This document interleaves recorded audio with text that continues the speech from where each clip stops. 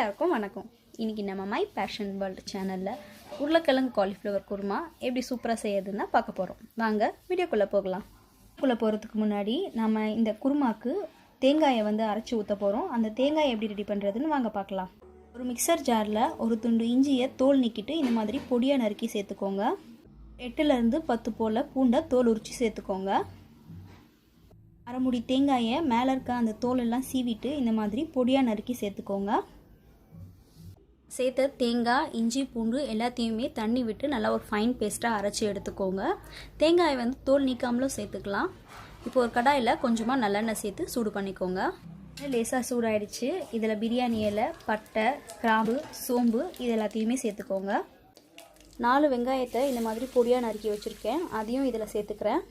வெங்காயத்தை சேர்த்துட்டு இதை கொஞ்சம் நேரம் நல்லா வதக்கிக்கோங்க. வெங்காயம் ஓரளவுக்கு வதங்கிடுச்சு.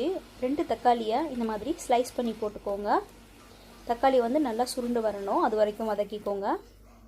இப்போ இதில் கொஞ்சமாக உப்பு சேர்த்துக்கோங்க. தக்காளி வெங்காயம் நல்லா வதங்கும். உப்பு சேர்த்துட்டு இதை நல்லா ஒரு 2 நிமிஷம் நல்லா வதக்கிட்டு நம்ம மசாலா ஆட் பண்ணிடலாம்.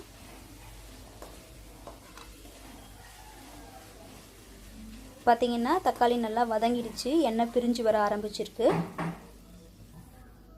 இதில் ஒரு 1/2 கப் அளவுக்கு உருளைக்கிழங்கு சேர்த்துருக்கேன். 1 கப் காலிஃப்ளவரு. இந்த காலிஃப்ளவரை நான் மஞ்சத்தூள் போட்டு தண்ணியை நல்லா கொதிக்க வச்சு அதில் க்ளீன் பண்ணி எடுத்திருக்கேன். அதையும் இதில் சேர்த்து நல்லா கலந்து விட்டுக்கோங்க.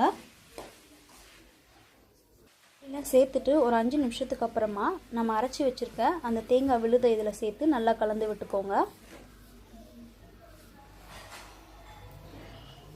ஒரு 2 டேபிள் ஸ்பூன் அளவுக்கு குழம்பு பொடி. உங்கள் தேவைக்கேற்ற மாதிரி நீங்கள் அட்ஜஸ்ட் பண்ணிக்கோங்க காரத்தை.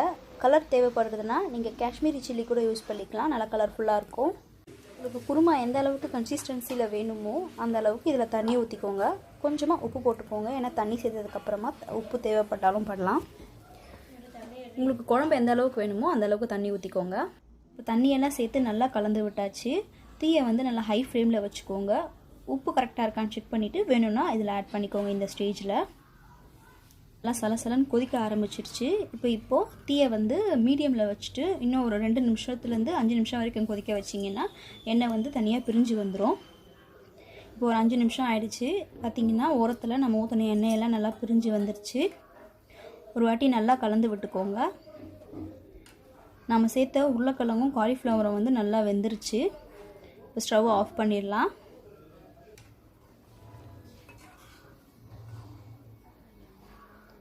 சூப்பராக கமகமனு வெஜிடபிள் குருமா தயாராகிடுச்சு.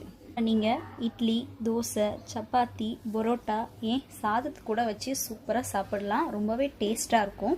உங்கள் வீட்டில் கண்டிப்பாக ட்ரை பண்ணி பாருங்கள். ட்ரை பண்ணி பார்த்துட்டு எப்படி இருக்குன்னு உங்களோட சஜஷன்ஸை கமெண்ட் செக்ஷனில் சொல்லுங்கள். இந்த வீடியோ உங்களுக்கு பிடிச்சிருந்ததுன்னா லைக் பண்ணி, ஷேர் பண்ணி, கமெண்ட் பண்ணுங்கள். என்னோட மை பேஷன் வேர்ல்ட் சேனலை சப்ஸ்கிரைப் பண்ணிங்கன்னா நான் அடுத்தடுத்து போடக்கூடிய வீடியோஸ் எல்லாம் நீங்கள் உடனுக்குடனே பார்க்கலாம். அது வரைக்கும் நன்றி, வணக்கம்.